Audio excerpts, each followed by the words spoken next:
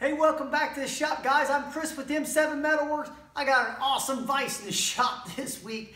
We are going to fix this thing up, get it back in working order. It is a blacksmith's post vise or leg.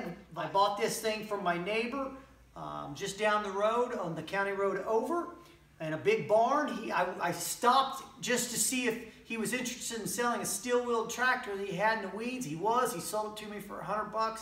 And he said, I got 13 other tractors in the barn. Go take a look. And he had tractors. He had hit and miss engines. We found this in the barn. Massive vise. It's a huge vise. I'm going to have to take it apart on the floor. I think this is non-original. This normally, I think, would have a large, thick washer. This has got a bunch of thin washers, almost like shims, like someone shimmed it and maybe lost the big washer. So I'll look to maybe either make that again or find something that I can use to replace it. So let's get cracking.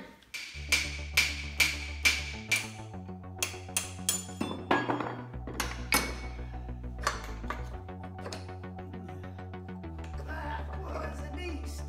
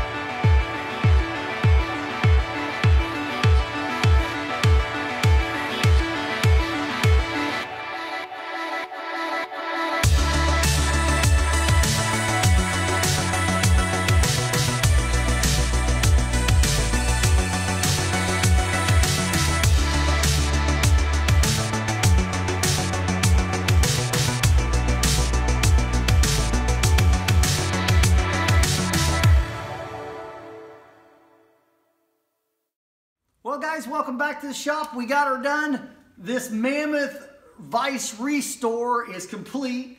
I still don't know what brand it is. I got some cue cards here, so let's cover everything that we've done to this point, and this way I don't forget anything. So we've wire wheeled, we disassembled and wire wheeled everything. I ground and filed a lot of welding boogers, welding splatter. There, you know, obviously there'd been some welding on this at times in the past.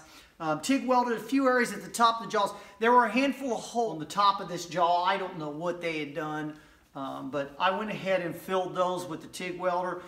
Important to note, when you weld on something this big and massive, warm it up. In my case, you know, something this big, I just put it on my wood stove and let it get nice and hot. Approximately 350, 400 degrees. So I built up one jaw. This jaw here, I was measuring the jaws, and the jaws looked like they were 7 3/4 inches wide. But when I measured the other jaw, it was 8 inches. So I thought, wait a minute, I'm not coming out the same here. And I realized that this jaw here, actually the one on this side, was kind of smashed in right here. It looked like someone had just beat the snot out of that thing and just smashed it in. Literally 1/4 inch. So what I did is I built the jaw up back to its original 8-inch jaw. So now it matches the other, so they both have 8-inch jaws. And then I tried to patina this with some acid and this kind of thing, get it to kind of rust over, and it did help quite a bit. This washer right here, you know, I had several washers. You've seen in the video, I don't remember, 10 washers, and they were all stacked on here. I knew that wasn't original. I put more curve on the spring, and that was a load to try to compress so that I could get my wedges in, but got her done. I did dress the wedge and the key. So this is the key, this is the wedge. I did dress them. I didn't change, you know, this thing sticks out big time, but you know, it started out needing to be that thin. So I'm going to probably leave it just like it is. Once I got her good and warm, I coated everything with boiled linseed oil, which is kind of my go-to, particularly on these old Vises like this. This thing had red paint on it, or at least remnants of what appeared to be red paint.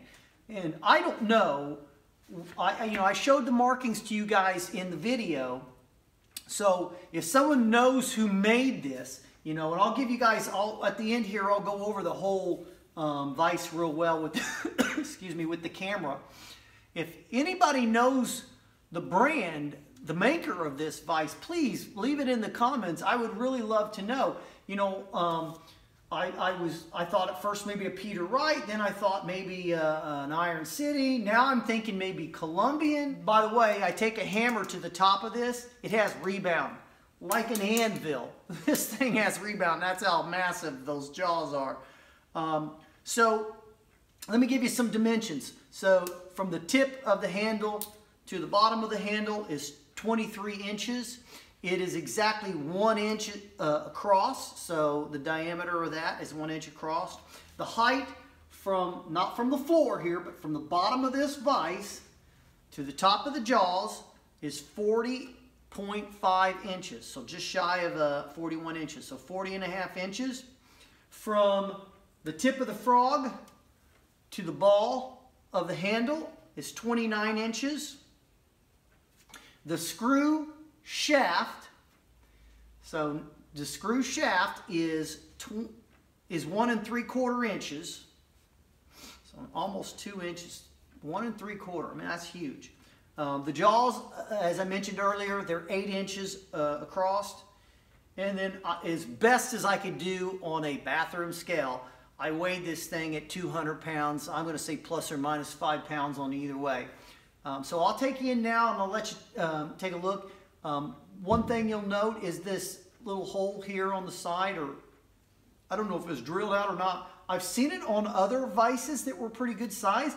I'm not sure what it's for, but I thought, you know, there's a purpose for that. So I'm going to just leave it. It's a little bit of the history. You know, the reason I don't grind this thing flush and smooth is because I like the history of the vise showing on it. So all the little dings and dents and divots and all that kind of stuff, I like all that. Now I did try to patina this because I did grind on some areas that were, you know, had welding marks on it. And of course I had to weld up some area here.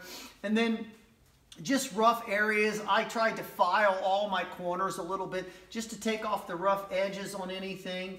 So I did do a little bit of that as well.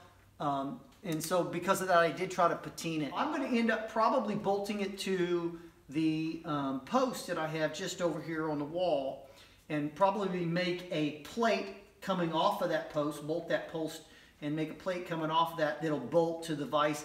And then of course, you know, the vise stands off of the walls by so much that I still have pretty good access all around this thing, just by the nature of the size of this thing. So anyways, I'll take you now with the camera, and I'll just kind of run you over this vise. Enjoy it. Guys, if you like these videos, let me know. Subscribe, comment, hit the like button, hit the notifications button so that you know when I'm making the next video. I've got at least one more, maybe two more vises I've got to do.